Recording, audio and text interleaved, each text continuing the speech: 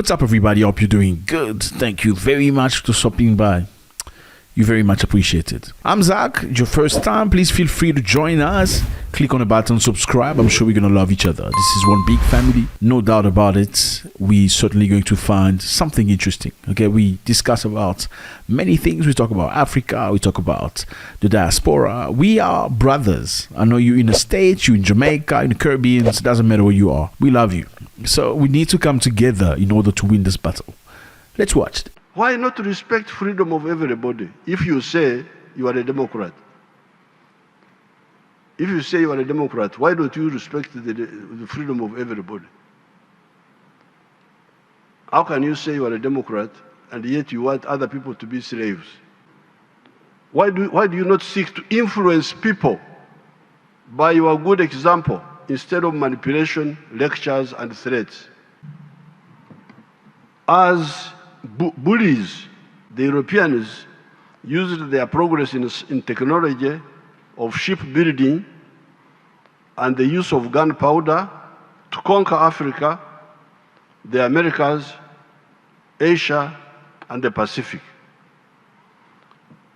European looting of the rest of humanity through slavery, imperialism, colonialism, semi-colonialism, conquest, and extermination of the indigenous people in some cases went on for 500 years. Instead of humanity celebrating the scientific advances in shipbuilding, the wider use of gunpowder, which had been discovered by the Chinese around 800 BC, the wider use of quinine against malaria that the Spanish had learned from the indigenous Indians of the Americas, the printing press, the steam engine, and all the other inventions, were to spend 500 years in anti-colonial wars to expel the evil parasites. In the case of Africa, it is only in 1994 that the indigenous people of South Africa regained control of their country. So we had to spend 500 years dealing with idiotic schemes by greedy people. The oppressors miscalculate when they use their temporary advantage in science and technology to think that they can use that to indefinitely oppress other people. The oppressed will learn, catch up, and defeat the oppressor. You may get stereotypes about Africa, that Africa, they have no food, they are starving. Here we are dying from food, we have so much food here. So those images which you see about some bad situations, don't think they represent the whole of Africa. Africa has got everything. Here we have everything. What we need from other people are markets and investments. But we shall not only sell to you, we shall also buy from you. We are not like others who want only to sell to others but not buy from them. It gives me great pleasure to welcome Your Excellencies, the heads of state and governments, and the heads of delegations of the non-aligned movement countries. This grouping of countries accounts for 4.46 billion people of the world. It was started by our far-sighted elders in the persons of His Excellency Sukarno of Indonesia, His Excellency Jawaharlal Nehru of India, His Excellency Gamal Abdel Nasser of Egypt, and His Excellency Zhou Enlai of China when they met in Bandung, Indonesia, 1955. That time I was in primary 3 in the school.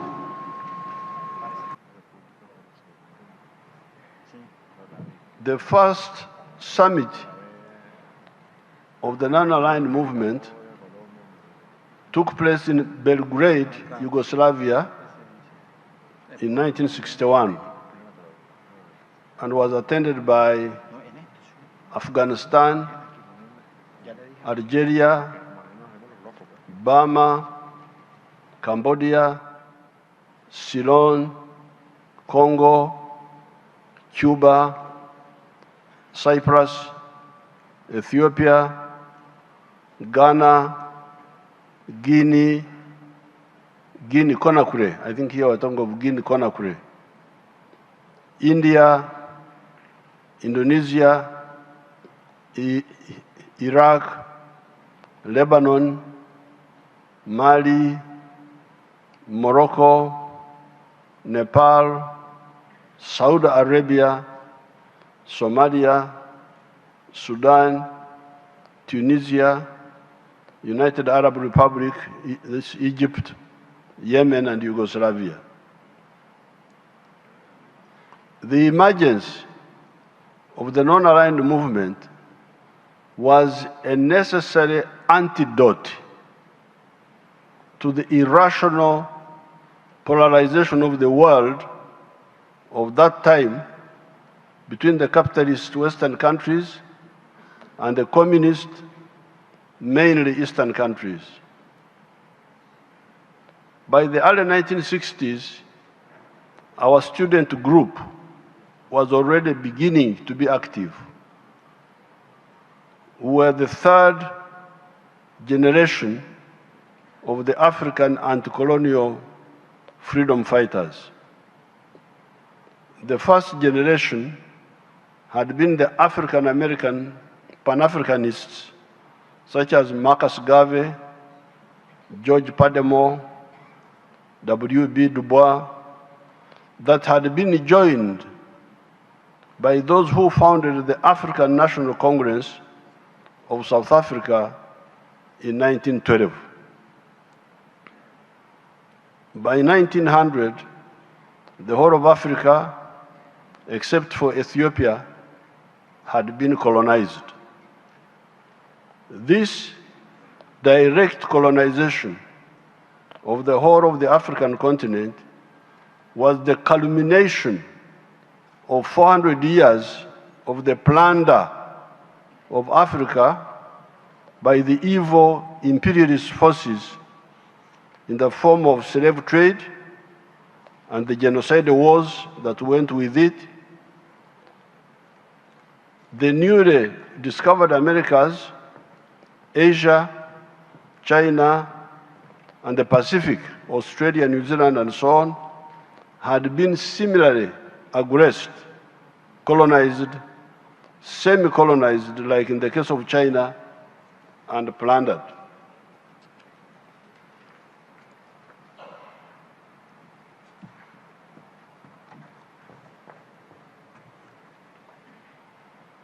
Africa's capitulation, Africa's surrender, had been in part on account of our egocentric chiefs and kings, who out of selfishness could not unite us to fight these evil people.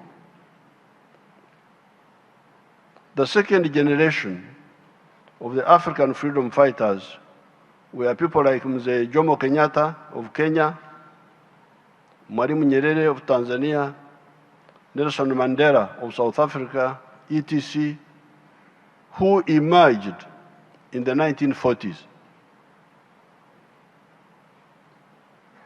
When we therefore came on the scene in the 1960s, we were generation 3 of the anti-colonial fighters. We seriously studied the interplay of forces that had ultimately led Africa in such a calamity. In those studies, we used the instrument of political economy, which is a study that helps us to discover the fundamental laws that govern the motion of society from one social system to another. What prompts society to change from one form of social system to another? That was our big study. We had to study the dynamics of social change. In that study, we discovered that man, the Homo sapiens sapien, who emerged here in Africa 4.5 million years ago, had been the main actor. Initially, this wise man, that is what Homo sapiens sapien means, was coping with the oppression of man by nature in the form of the floods, the droughts, the diseases, the wild animals, the earthquakes, etc. These natural phenomena were, of course, oppressing other creatures, such as the wild animals, the plants, as well. However, those other creatures could do little or nothing to tame nature. The only thing they could do was to adapt themselves to nature in order to survive. That is how the beaver in the cold climates hibernates during the winters so as to survive. It is only a man that has the ability to try and tame the natural phenomena and harness them to improve his quality of life. Why does man have this capacity? It is because of the three characteristics of man. These are a superior brain that is able to reason and not only act by instinct, a hand that can make and use tools to do work, and bipedalism, ability to walk on two legs with the head up instead of the head being down like a reptile, trying to navigate among ground-based obstacles that enables man to see far and think. These characteristics enabled man to invent tools, starting with stone tools, wooden tools, iron tools, until today, when he is able to make tractors and machine tools, etc. These tools enabled man to make scientific inventions that precipitated qualitative and quantitative changes in society. The invention of fire 1.5 million years ago caused society to move from dwelling in trees to dwelling in caves and on the ground generally. Caves were more comfortable than the trees. The invention of the domestication of crops around 10,000 years ago, the domestication of the livestock around 12,000 years ago, the invention of the iron around 1,500 BC, the steam engine, the printing press, electricity, the railway, the automobiles, the aircraft, the automation, vaccines, the invention of penicillin, the invention of quinine, etc., enabled man to cope better and enabled him to harness natural phenomena and items for the betterment of his life. Our study of political economy of creation and society, therefore, enabled us to discover that the best primer of changes, primer means initiator of changes in society, is the development of science and technology. Therefore, societies that move forward their levels of science and technology lay a basis for positive social change and should be encouraged by the progressive forces of the world. This encouragement should be irrespective of the social systems of the concerned societies. However, when man's inventiveness was handling the operation of man by nature, another form of operation of man emerged. This was the operation of man by fellow men. So man had two problems now: operation of man by nature, operation of man by fellow men. This was the operation of man by fellow men. Karl Marx is one of the few analysts that seems to have tackled this new problem for man accurately. He pointed out that it was only during the time of the primitive communalism, when man was still living in hunter-gatherer societies, that society was free of oppression of man by fellow men. Thereafter, all subsequent social systems had elements of oppression of fellow men of varying degrees.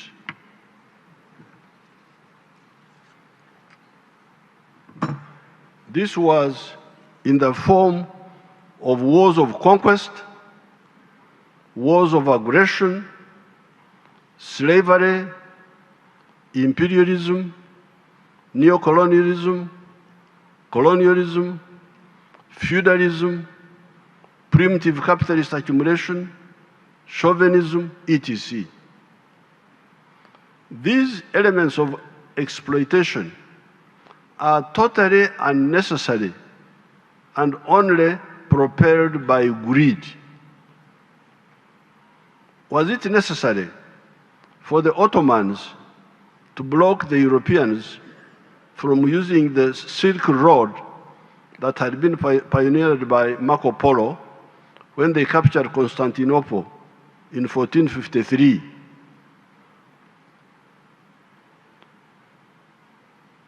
When the Europeans were thus blocked, they started looking for a sea route around Africa, led by the Portuguese, one of them being Prince Henry, the navigator of Portugal. This was a legitimate and positive response forced on the Europeans by the unreasonable actions of the Ottomans. As a consequence of that effort, Christopher Columbus reached the Americas in 1492, and Vasco da Gama went around the Cape of Good Hope in South Africa in 1498. By this time, the positive efforts of the Europeans looking for a sea route around Africa had already started being polluted by the evil of slave taking by the Portuguese. It is said that the first slaves were captured by the Portuguese in the year 1441. The two great achievements of discovering the Americas and going around Africa by sea soon proved harbingers of great evil to Africa, the Americas, and Asia.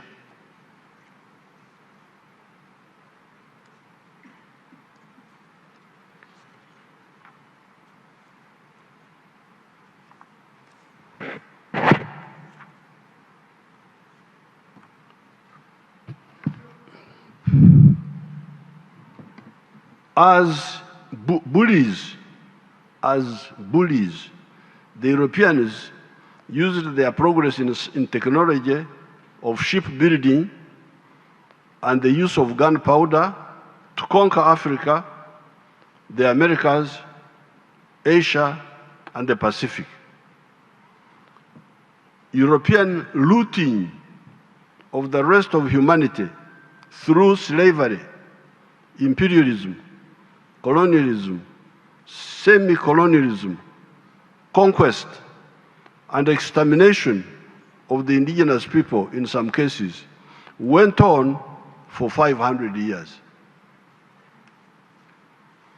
Instead of humanity celebrating the scientific advances in shipbuilding, the wider use of gunpowder which had been discovered by the Chinese around 800 BC, the wider use of quinine against malaria that the Spanish had learned from the indigenous Indians of the Americas, the printing press, the steam engine, and all the other inventions were to spend 500 years in anti-colonial wars to expel the evil parasites. In the case of Africa, it is only in 1994 that the indigenous people of South Africa regained control of their country. So we had to spend 500 years dealing with idiotic schemes by greedy people. The oppressors miscalculate when they use their temporary advantage in science and technology to think that they can use that to indefinitely oppress other people.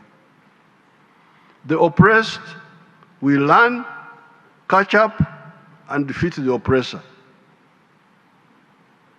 That is why empires always all collapse.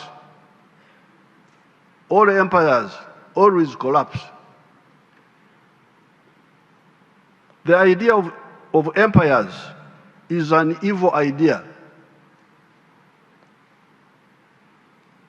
I don't want to impose my beliefs on you, but as a Christian, in the book of the Acts of Apostles, it says that empires are evil.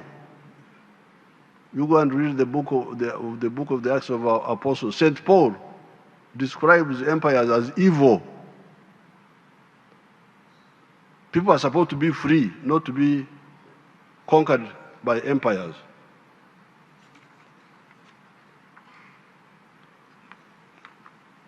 We should only have free associations of nations, people of common or shared origin, interacting for mutual advantage with the peoples of the world. Therefore, we, the resistance fighters of Uganda, are flabbergasted and look down with contempt at the philosophical, ideological, and strategic shallowness of some of the actors of the world. Why not respect freedom of everybody if you say you are a Democrat? If you say you are a Democrat, why don't you respect the freedom of everybody? How can you say you are a Democrat and yet you want other people to be slaves?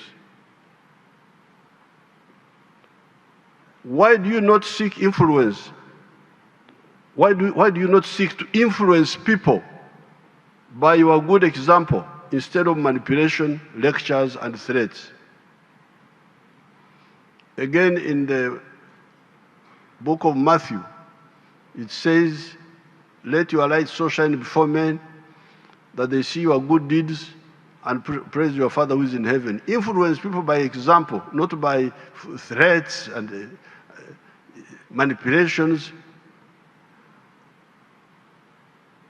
Chauvinists of race, religion, tribe, or gender should stop wasting our time and opportunities with their shallow schemes.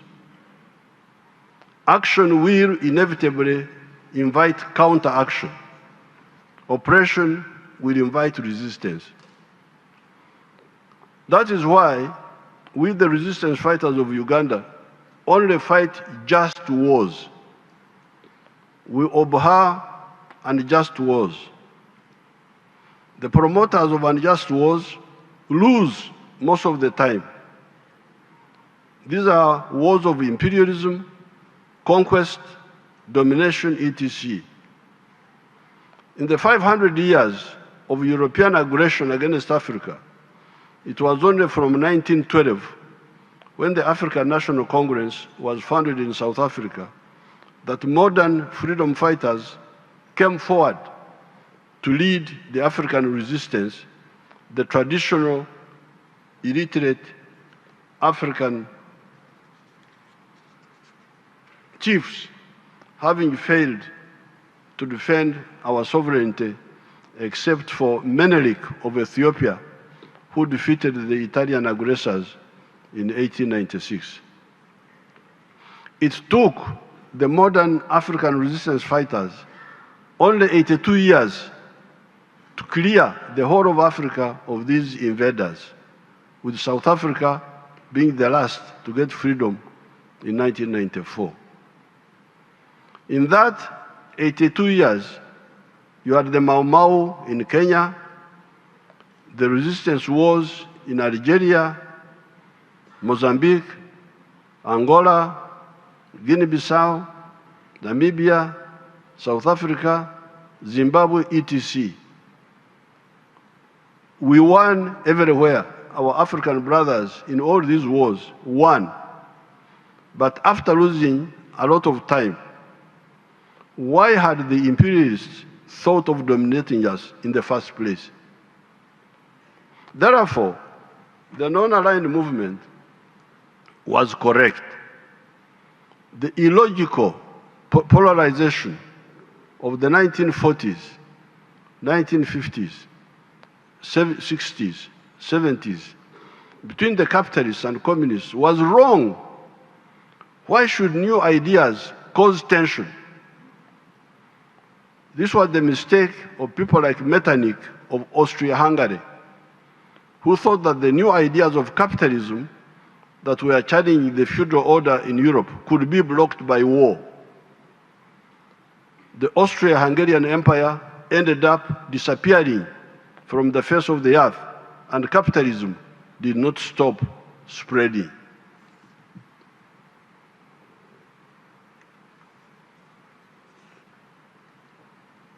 Our stand is that the world should concentrate on the common human problems: prosperity through trade, and that's why I'm very happy to see you here. When you are outside there, you may get stereotypes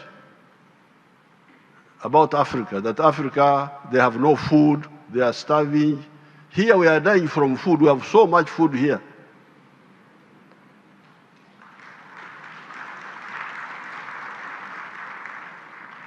So those images which you see about some bad situations, don't think they represent the whole of Africa. Africa has got everything. Here we have everything. What we need from other people are markets and investments. But we shall not only sell to you, we shall also buy from you. We are not like others who want only to sell to others but not buy from them. So I'm very glad to have this big presence of people from the world so that we can interact with you. Our stand is that the world should concentrate on the common human problems: prosperity through trade, the advance of science and technology to deal with human problems, the environment, crime, and terrorism. The future is bright if we act right. These are indeed the Bandung principles of: one, respect for fundamental human rights and for the purposes of the principles of the Charter of the United Nations; respect for the sovereignty and territorial integrity of all nations; recognition of the equality of all races and of equality of all nations, large and small, abstention from intervention or interference in the internal affairs of another country, respect for the right of each nation to defend itself singly or collectively in conformity with the Charter of the United Nations, abstention from the use of arrangements of collective defense to serve the particular interests of any of the big powers, abstention by any country from exerting pressure on other countries. 7, refraining from acts of threats, of aggression, or use of force against the territorial integrity or political independence of any country. Settlement of all international disputes by peaceful means, such as negotiation, conciliation, arbitration, or judicial settlement, as well as other peaceful means of the parties' own choice in conformity with the Charter of the United Nations. Promotion of mutual interests and cooperation, and respect for justice and international obligation. It is on these principles that the NAM was founded. We, the resistance fighters of Uganda, can testify that by synthesizing the package of ideas have got very good results. Using the ideas of the free market, we use the free market principles. Like this hotel is a joint venture between the government and the private sector. In some cases, the government can have some parastatals, but in most of the cases, we encourage the private sector. So we use the ideas of the free market combined with the ideas of selective state intervention in the economy in some sectors like banking, energy, transport, etc., and also bring back some aspects of the pre-capitalist institutions, such as the reformed cultural institutions of Uganda. Uganda, although starting from a very low base, has had growth rates of 6.2% per annum for the last 37 years. We are therefore not impressed and cannot be part of the morbid, I want the word morbid, sickly, of the morbid bigotry of uni-ideological thinking of this or that type. When somebody says, this is the only correct idea, this is the only correct idea. If you don't believe in this, I will attack you. Really?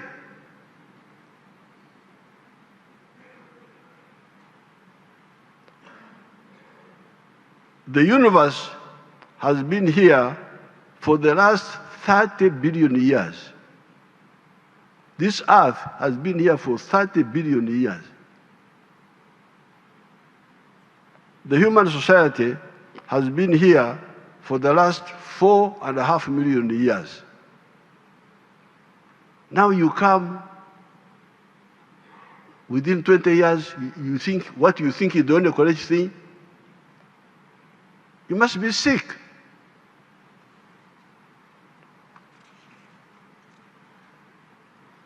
You therefore should not have the audacity to impose on the society you live in, let alone the world, your narrow, uni-ideological orientation.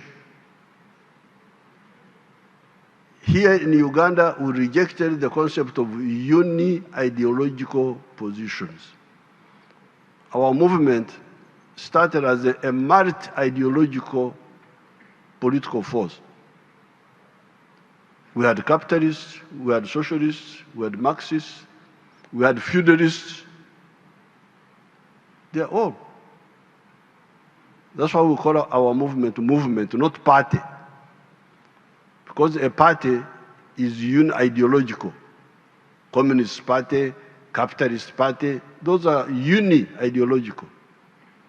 Our force is multi-ideological, because that's what fits our society.